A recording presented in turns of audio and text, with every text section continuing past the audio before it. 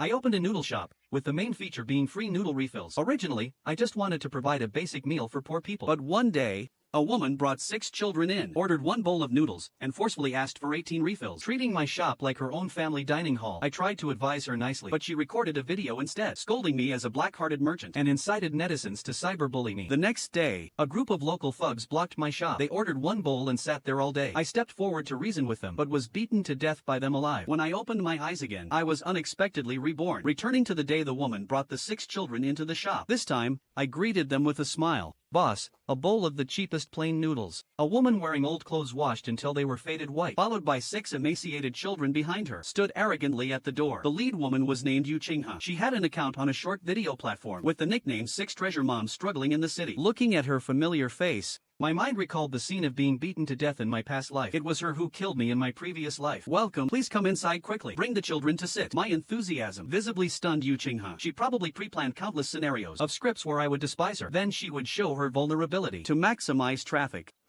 The only thing she didn't expect was me greeting her with a smile. Boss, look at what you're saying. Opening doors to do business. There's no reason to push guests away. I interrupted her directly and nimbly put together a large table for them and poured 7 cups of hot tea. The children must be thirsty. Drink some water first to warm your stomachs. The vigilance in Yu Qing's eyes gradually faded, replaced by greed. She probably felt that I was just a brainless pushover. She cleared her throat and began to go through her routine. Boss, we don't have much money. We just want 1 bowl of plain noodles, she said, fumbling in her pocket for a long time, pulling out a handful of crumpled loose change, exactly 10 yuan. I took the money with a smile. Alrighty, 1 bowl of plain noodles. Please wait a moment. Turning around and entering the back kitchen, I didn't cook the noodles immediately, but rather went to the back and adjusted the security camera by changing its angle a bit to ensure it could clearly capture Yu Qing's table. Then I went to cook the noodles. Soon, a steaming bowl of plain noodles was served. Here, the noodles are here. Eat while it's hot. Yu Qinghe immediately picked up her chopsticks and amidst the children's eager gazes, wolfed down the entire bowl of noodles. Yu Qinghe licked her lips and shouted matter-of-factly, "Boss, refill the noodles." Without a hint of hesitation, I immediately refilled a bowl. Soon, the 2nd bowl, 3rd bowl, 4th bowl, I always maintained a smile, quick with my hands and feet, providing attentive service. Yu Qinghe grew bolder and bolder, and her voice asking for refills grew louder. She even turned on her phone and kept posing for pictures. Seeing her actions, I couldn't help but sneer inwardly. This person was truly deeply scheming and truly despicable. She must be waiting for my patience to run out, so I would speak up to remind her, or kick her out. Then she could logically make a scene and put on that act of being humiliated by a black-hearted merchant. Unfortunately for her, with the experience from my past life, I wouldn't give her this opportunity again. The other customers in the shop also noticed the commotion here and started whispering. A regular sanitation worker grandpa couldn't help but say to me, "Boss CA, this is..." I smiled at him, signaling him not to worry. I just wanted to let Yu Qinghe perform to her heart's content. The harder she performed, the happier I was. When it came to the 19th refill, Yu Qinghe finally couldn't hold back anymore. Seeing that I never took the bait, she decided to take the initiative. She cleared her throat, faced the phone camera, and said in an aggrieved yet strong tone, "Family members, look. We ate so much and he didn't utter a single complaint. Unlike those black-hearted merchants on the internet, for us poor people to meet such a good person is truly too lucky." I knew this was her laying the groundwork. First, she would praise me to the heavens, so once I showed the slightest dissatisfaction, this contrast would maximize her live stream effect and better arouse the netizens' anger, murdering someone while destroying their reputation. She knew this trick very well. I sneered in my heart, but my face still held a friendly smile. "Big sister, look at what you're saying. I opened this shop just to let everyone have a hot meal. As long as my shop remains open for a day, it will absolutely guarantee a full stomach." I spoke openly and generously, drawing a round of applause from the surrounding diners. On Yu Qing's face, a trace of imperceptible annoyance flashed by. What she wanted was for me to get angry, not for me to earn a good reputation here. Her eyes rolled and she thought of another trick. "Boss, you are too kind, but the noodles aren't very filling. How about you carry your kindness to the end and add some meat sauce for us? Plain noodles are vegetarian. Meat sauce noodles would cost 25 a bowl." This was her blatantly pushing her luck. In my past life, this was where I refused her, and then she started to freak out. This time, I still smiled and nodded. "No problem, big sister." Subsequently, I turned and entered the kitchen, scooped a large spoonful of fragrant meat sauce, and poured it evenly over the refilled noodles. Here, to nourish the children's bodies. Yu Qinghe was completely dumbfounded. The stomach full of lines she had prepared all got stuck in her throat. She didn't understand why this boss was like an idiot, letting her take whatever she wanted. Boss Ye truly has the heart of a bodhisattva. Yeah, there aren't many good people like this nowadays. The looks in the eyes of the surrounding diners towards me had changed from sympathy to admiration. Yu Qinghe, listening to the surrounding discussions, had a face turning green and white by turns. What she wanted was traffic. It was the netizens' verbal attacks against me, not for them to present me with penance. Seeing that one plan failed, she had no choice but to brace herself and continue eating. The 20th bowl, the 25th bowl, the 30th bowl, refilling all the way to the 30th bowl. The few children had already eaten so much, they were lying on the chairs, their faces looking green from being too full. Yu Qing's belly also bulged roundly, unable to eat another bite. But her expression wasn't happy because of getting so many noodles for free, because the act she planned today had completely flopped. She glared at me fiercely, as if I were her father's murderer. She hastily said a word of thanks, and hurriedly fled with the 6 children. I coldly watched her fleeing figure, and rubbed my face that had grown stiff from smiling. You think this is the end, Yu Qinghe? The good show has only just begun. After Yu Qinghe left, the shop returned to calm. The sanitation worker grandpa leaned over and said to me with deep concern, Boss Ye, you suffered a huge loss today. That family was obviously here to take advantage. You can't spoil them like this. Grandpa Lu, don't worry, I know what I'm doing. After seeing off all the customers, I closed the shop doors, then saved the surveillance footage, and backed it up. But just this wasn't enough to bring down Yu Qinghe and the company behind her. In my previous life, they were able to cyberbully an ordinary person like me to death, showing how powerful they were. I needed a more powerful weapon, a bomb that could condemn them to eternal damnation. I opened Yu Qing's short video account, 6 treasure moms struggling in the city. The account had hundreds of videos with largely identical content. It was almost all her taking 6 children in various cheap rental houses, eating the simplest meals, paired with sad music and captions. Then, in the middle of the video, she would hang a little yellow cart for live stream sales. It seemed the persona the company gave her was a great single mother abandoned by her husband, raising 6 children alone, struggling to survive in the city. The comments section was full of keep it up. Maternal love is great, watched until I cried, and similar sympathy and encouragement. Truly disgusting. Relying on this miserable persona, Yu Qinghe had accumulated nearly 1 million followers. I sneered and clicked on her latest video. It was posted half an hour ago. The content of the video was exactly the scene of eating noodles in my shop. However, it had been edited by her. In the video, she and the children ate sweetly, while I smiled and served responsibly the whole time. The background music of the video was warm and moving, and the title was There is Warmth in the City Too. A chance encounter with a fairy-like noodle shop boss. 10 yuan. Let our mother and child family of 7 eat our fill. Grateful. Under this video, my noodle shop's address was pinned high up, and the comments section was full of praise. The boss is kind and good-hearted. We must go support him. Address noted down. We'll go check in tomorrow. We must let good people be rewarded. This is true positive energy. Thumbs up for the boss. This trick of Yu Qing's to kill with excessive praise was truly ruthless. With the video posted like this, there would definitely be a bunch of people coming to check in at my shop. Once there were too many people. If my service was slightly inadequate, or because of cost issues, I couldn't meet everyone's demand for infinite refills. Conflicts would erupt. At that time, she would jump out again, accuse me of changing my original intentions, or being blinded by the traffic, and all the dirty water would be poured on me. She would be able to gain more traffic exposure. It truly was a good scheme to kill 2 birds with 1 stone. I looked at my phone, and just thinking about her next moves made me shake with anger. I had to fight back. I closed the video and dialed the police emergency number. But after thinking about it, I hung up. Calling the police would be useless. She didn't break the law. This belonged to the moral realm. The police couldn't manage it either. I suddenly thought of a way. Since the law couldn't punish this kind of person, why shouldn't I use magic to defeat magic? The next day, Yu Qing's video went viral as expected. My little noodle shop overnight became an internet-famous check-in spot. At 8 o'clock in the morning, just as I pulled up the rolling shutter, the entrance was already densely packed with people. The long guns and short cannons of phone lenses were almost shoved into my face. Boss, is it you? The fairy-like boss who guarantees a full stomach for 10 yuan? We came after watching 6 treasure moms video. Boss, you truly are a good person. Boss, give me a bowl of noodles too. We all want to see if it really is infinitely refillable. The crowd was noisy. There were those genuinely coming to support, those coming to watch the spectacle, but mostly it was those whose eyes flickered with greed and calculation. They held their phones high and started live streaming with largely identical titles. I was mentally prepared long ago, continuing to hang on my face, the same smile as yesterday. Welcome, everyone, don't rush. One by one, there are seats in the shop. I guarantee everyone will get to eat and can eat their fill. I shouted loudly, maintaining order. The shop quickly filled up with people. Boss, hurry up. Boss, I've been waiting for 5 minutes already. Voices urging me rose and fell. I alone busily ran back and forth between the back kitchen and the front hall, sweat soaking through the back of my clothes. I felt like my arms were about to break. A young streamer with dyed red hair was live streaming on his phone, while shouting loudly, "Family members, we have already refilled 10 bowls. The boss speed can't keep up. Is he becoming a sore loser?" His companion next to him immediately jeered. Exactly. This boss is no good. Yesterday 6 treasure mom brought 6 kids and got 30 refills. We've only had a few bowls and he's already impatient. Little brother, I'm sorry, there are many people today, making you wait a long time. Here, your noodles. I walked over carrying the noodles, still smiling. I placed a large, full bowl of noodles in front of him. He was stunned for a moment, seemingly not expecting that not only was I not angry, but I also had such a good temper. He could only sheepishly pick up his chopsticks, and amidst the fans in the live stream room, mocking, "Streamer, if you can't eat it, don't waste food," he forcefully stuffed the noodles into his mouth.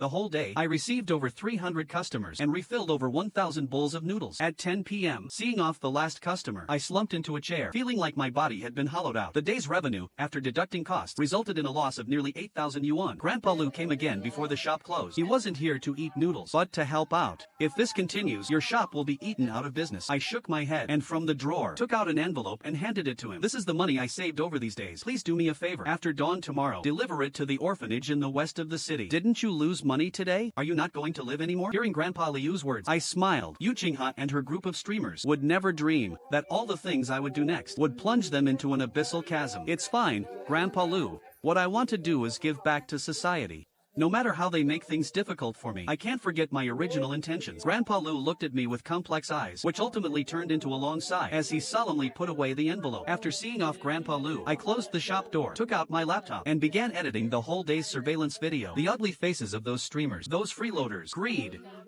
my busy, rushing figure, and finally, the scene where I gave a stack of money to Grandpa Lu entrusting him to donate it, and the words spoken were all edited together by me. After editing the video, I opened another short video platform and found an influencer with 10 million fans famous for fighting fakes and exposing shady dealings. Mr. Doug. I sent my story and all the video evidence to him. Seeing his angry condemnation and his statement that he would speak up for me tomorrow in his reply, I finally lay on the table and fell asleep. The next day, I opened the shop as usual, and the entrance was still a sea of people. With yesterday's experience, I had prepared triple the ingredients in advance, and even temporarily hired 2 hourly aunties to help. Facing the surging tide of people, I was now navigating it with ease. No matter how excessive the customers' requests were, or how many bowls of noodles they refilled, I greeted them with a smile and provided attentive service.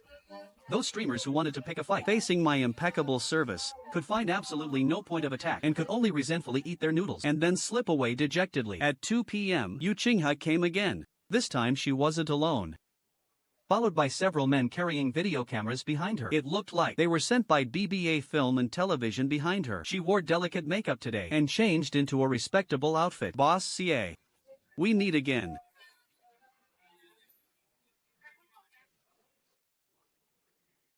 She was just here to act again. Boss CA, I came specially to thank you today. Since my video went viral, your business has also gotten better, right? Her voice was very loud, so everyone in the whole shop heard it. You see, now the whole internet knows you are a good person, and your shop has become an internet famous shop. Speaking of which, you still have to thank me. She had hidden meaning in her word, implying that I used her kindness to hype myself up. Some customers in the shop joining in the fun started to whisper. I looked at her and sneered inwardly. She's finally here. This Yu Qinghe realized she couldn't use conventional methods to piggyback on the traffic, so she changed her way to profit from others' misfortunes. Just as I was thinking about how to speak up and refute her, a loud voice came from the door. Thank you? Thank you for what? Thank you for treating people like fools, bringing a group of fake sons to scam food and drink? Wearing a peaked cap, a burly middle-aged man walked in. He was holding a selfie stick in his hand, currently live streaming. Hello everyone, I am the anti-counterfeit blogger, Mr. Doug. Today, I am here to expose an annual drama. A hidden scam behind a so-called great maternal love. Seeing Mr. Doug, Yu Qing's face instantly turned deadly pale. Mr. Doug ignored her, but directly aimed his phone camera at her. Yu Qinghe, real name Wang Guifan, 32 years old. Unmarried and childless. These 6 children behind you have not a single bit of blood relation to you. Mr. Doug's voice was sonorous and powerful. They are all little actors rented by the BBA Film and Television behind you. Every time they appear on camera, each child gets paid 200 yuan. You exploit the public's sympathy, fabricating tragic backgrounds, creating a single mother persona to crazily amass wealth. Do you dare to say you haven't? Every word from Mr. Doug made Yu Qing's face look 1 degree uglier. The live stream room instantly exploded. What?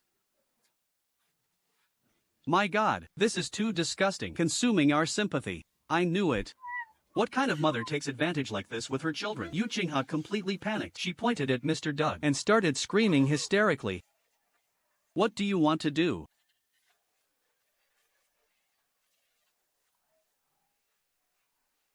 She wanted to pull a little boy next to her, but the boy dodged away in terror. That child was exactly the one in the past lives news who was exposed as suffering from long-term unfair treatment. The one who was as thin as skin and bones. Mr. Doug gave a cold laugh and played a video.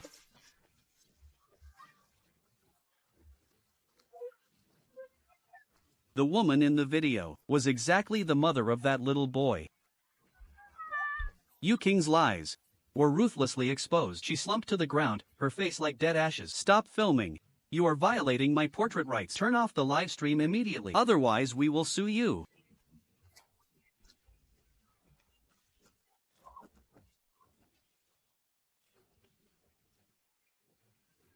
But the team behind her reacted quickly. Those few men carrying cameras immediately stepped forward, wanting to snatch Mr. Doug's phone. Mr. Doug had a burly figure and pushed them away with one shove.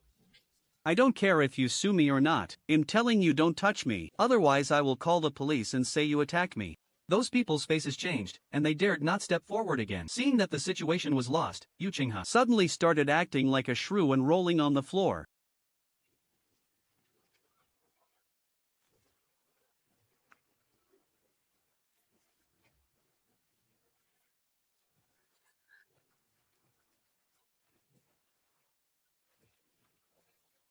Ganging up to bully me alone. I want to sue. I won't let you succeed. Her ugly behavior was completely exposed, acting like a madwoman. The customers in the shop and the viewers online watching her clumsy performance only felt incredibly disgusted, and the clips of this live stream were also quickly edited by the clipping team under Mr. Doug. Quickly edited, crazily published, and pushed. Internet celebrity persecutes loving noodle shop boss, and so on and so forth, rapidly dominating the hot search lists. The flood of public opinion instantly submerged Yu Qinghe and the agency behind her. Yu Qing's persona also completely collapsed. She went from a great mother pitted by others to a shameless scammer beaten by everyone. Her accounts were banned, collaborations were cancelled, and the entire internet was verbally attacking her. I watched some videos taken by passersby showing her being dragged out of my shop by her agency colleagues, like dragging a dead dog. I laughed out happily for the first time since my rebirth. Although Yu Qinghe was considered finished, the company behind her was the biggest threat. Because I clearly remembered, although the one who triggered the cyberbullying was Yu Qinghe, the ones who beat me to death were that group of thugs from BBA, even turned to ashes. I still remember them clamoring, "Our family's top internet celebrity. You are courting death." Yu Qinghe was just a pawn pushed to the front stage. What was truly terrifying was the BBA film and television behind her that resorted to any means for traffic, even not hesitating to use evil underworld forces. Now, not only had I provoked their internet celebrity, but I had personally destroyed her. They definitely would not let me go. The next 2 days were calm and tranquil, and did not, as I had imagined, quickly usher in BBA film and television's revenge. Yu Qinghe and her agency seemed to have evaporated from the world. My noodle shop also returned to its former calm, and was even more popular than before. Many citizens admired my actions, and sincerely came to the shop to eat noodles. After eating one bowl, they would voluntarily pay for the second bowl. No one mentioned infinite refills anymore. Grandpa Lu also brought a thank you letter from the orphanage, which I solemnly pasted on the wall with both hands. Everything seemed to be developing in a good direction, but my inner unease grew day by day. The calm before the storm is often the most terrifying. I fell into deep anxiety. This evening, I closed the shop for the day as usual. Just as I was about to leave, an unexpected person suddenly appeared at the door. Mr. Doug. He wasn't live streaming, just walked in alone with a serious expression. "Boss CA, can we talk?" I poured him a cup of water. "Mr. Doug, why are you here?" He took a sip of water and said in a deep voice, "I came to remind you to be careful." "Do you mean the agency behind Yu Qinghe?" "Exactly. I investigated this company a bit. I didn't expect it to be more complicated than I imagined. I found some things. They don't just do influencer incubation, but are also involved in a lot of gray industries, even some illegal lending businesses. Yu Qinghe is just a money-making tool they pushed out. Now that this tool is ruined, they've suffered heavy losses and will definitely retaliate." Mr. Doug's words confirmed my speculations. Moreover, he paused, his eyes becoming more solemn. "I found out that one of the shareholders of their company, nicknamed Brother Long, has a criminal record. He was involved in the underworld in his early years and keeps a gang of people under him." Hearing this, alarm bells rang loudly in my mind. That group of thugs who beat me to death in my past life, could they be his people? Mr. Doug looked at my pale face and continued, "I came today firstly to remind you, and secondly to say goodbye. I plan to temporarily leave this city, to lie low. They have already found out my home address. Last night someone splashed paint on my door. My heart sank. Even a 10 million follower anti-counterfeit blogger was forced to run away. What could a noodle shop owner like me do?" The feeling of despair submerged me like a tide. I clenched my fists tightly. Could it be that living a second life, I still had to die by the hands of those scumbags? No. I absolutely would not accept this fate. I looked at Mr. Doug and suddenly thought of something. "Mr. Doug, you just said they are involved in illegal lending?" "Yes, this is news I got from an informant." but there's no substantive evidence. After hearing this, a plan quickly formed in my mind. I needed a trigger that could let the police legitimately intervene. I looked at Mr. Doug and said softly, "Mr. Doug, I have a way. Maybe we can catch them all in one fell swoop. But this plan needs your cooperation, and it's very dangerous." Mr. Doug looked at me, the flames burning in his eyes. He was silent for a moment, then nodded heavily. "Boss, yeah, tell me, how do we do it? I, Mr. Doug, have been fighting fakes for so many years, and I have never been afraid of anyone. My plan was very simple. I would use myself as bait. I had Mr. Doug post a new video on his 10 million follower account. The content of the video was further allegations against King's agency behind the scenes, highlighting their suspected illegal fundraising and violent debt collection issues. I believe that once this video was out, it would definitely enrage the agency. At the end of the video, Mr. Doug would announce that he would hold a livestream at the Noodle Shop at 8 p.m. this Friday to announce key evidence. This was of course fake. We didn't have the so-called key evidence in our hands at all. The purpose of doing this was precisely to force the agency to take action. In the agency's view, once Mr. Doug announced the evidence, they would be completely finished. So they only had one choice left, which was, before 8 p.m. on Friday, to make Mr. Doug and me shut up forever. And I had already contacted the police in advance. I didn't say we would be attacked, but reported the case as a victim.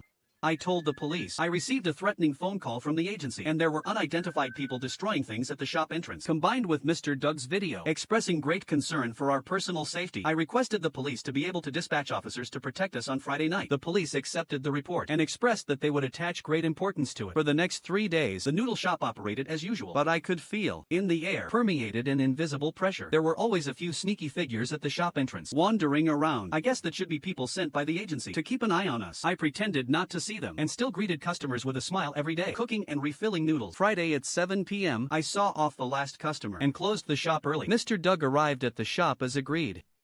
"Boss, yeah, everything is ready." I nodded and pointed to the back kitchen, where several hidden cameras had already been set up. "Rest assured, Mr. Doug, today we will invite them to watch a good show." We sat in the shop waiting quietly, time passing minute by minute. At 7:50 p.m., from the alley outside the shop came a burst of messy footsteps. "They're here." I exchanged a glance with Mr. Doug, our hearts in our throats. The rolling shutter was kicked violently from the outside, making a loud crashing sound. "Open the door, you surnamed Sie. Get the hell out here for me." It was that familiar and ferocious voice from my past life. I didn't move. They kicked a few times, and seeing no response inside, they started using crowbars to pry the door. The ear-piercing sound of metal scraping seemed especially terrifying in the silent night. Mr. Doug's hands had already started trembling. However, just at this moment, at the other end of the alley, blinding police lights suddenly flashed, and sirens blared. "Freeze! Police!" More than a dozen police officers rushed out, blocking that group of thugs who were just preparing to break the door and enter, catching them right in the act. I and Mr. Doug and that group of thugs were also dumbfounded. I had originally planned to let the thugs smash my shop first and then call the police to arrest them. But why were the police here so early? The thugs were even more frightened, dropping their weapons all over the ground. They obediently squatted down with their heads in their hands. A leading police officer walked to my shop door and knocked. "Hello, Boss CA. We are from the Municipal Bureau's Criminal Investigation Team. We received reports from the masses saying there is an underworld gang here, preparing to carry out a criminal operation." I opened the door with a confused face. "Uncle Cop, I didn't call the police." The leading police officer smiled. "It wasn't you who called the police. This dispatch was our leader's idea." "Leader? I don't know any leader." Grandpa Lou, wearing a crisp uniform, walked out with his hands behind his back. "Boss CA, long time no see." I looked at this uniformed man of extraordinary bearing, Grandpa Lou, in front of me, and my brain short-circuited for a moment. "Grandpa Lou, you, Boss CA. I'm sorry, I never told you. I am the captain of the Municipal Criminal Investigation Detachment." I stood there stunned, digesting this massive amount of information. It turned out that the grandpa I refilled soup and cooked noodles for every day, asking about his well-being, was actually an undercover criminal investigator. That BBA Film and Television. Our police force has been watching them for a long time. Their boss was a hoodlum in his early years, building his fortune on illegal means. Later, when the internet developed, he opened this company, packaging internet celebrities. But at its core, it's still the same old trick, specializing in traps to induce excessive consumption by young people, harming quite a few young people. We've always wanted to take him down, but this guy is very cunning, and the core criminal evidence is hidden very deeply, and the accounts are also made flawlessly. We lacked a breakthrough that could nail him dead. I originally thought before my retirement I wouldn't be able to destroy this gang. Grandpa Liu's gaze turned to me. With a trace of approval, he paused and took out that envelope. "Perhaps good people get good rewards. Your kind acts drew their targeting, and I just happened to come across it. So, from the night you asked me to donate money, I had already started deploying for today's operation." I suddenly realized, so I thought it was Mr. Doug in my plan. That brought the police, but in fact, we ourselves were included as a part of the police's plan. We were the bait to lure the snakes out of their holes, while Grandpa Lou and his colleagues were the hunters lying in ambush long ago. Rest assured, this time, with these thugs as leverage, we will soon be able to tear open the gray industry behind this agency. Alright, I'm going to bring the bad guys to justice. You guys go back and rest early. Just wake up tomorrow and watch the news. The next day I turned on my phone, and overwhelming news confirmed Grandpa Liu's words. That criminal gang entrenched in the shadows of the city was caught all at once. The main culprit, Brother Long, and others were all arrested. The charges involved illegal business operations, picking quarrels and provoking trouble, and many others. In the news footage, the 6 rescued children had also returned to their families and been properly settled. I took a deep breath and opened the shop door. It was still the familiar lively atmosphere, but in the air today, there was a trace of freshness like after the rain. Old customers arrived one after another. Sanitation workers, workers from nearby construction sites, and a few lonely elderly people. They didn't ask much, just silently ordered their meals and smiled knowingly after eating. Boss, can I still get a noodle refill? Of course, as long as you can eat it, guaranteed full. The elderly person, however, took from his pocket money again and earnestly placed it in my hand. No need. Your kindness cannot be taken for granted. A good person deserves good karma. In the evening, Grandpa Lou took off his uniform and changed back into that simple old man, sitting in his familiar spot, a bowl of plain noodles, extra green onions,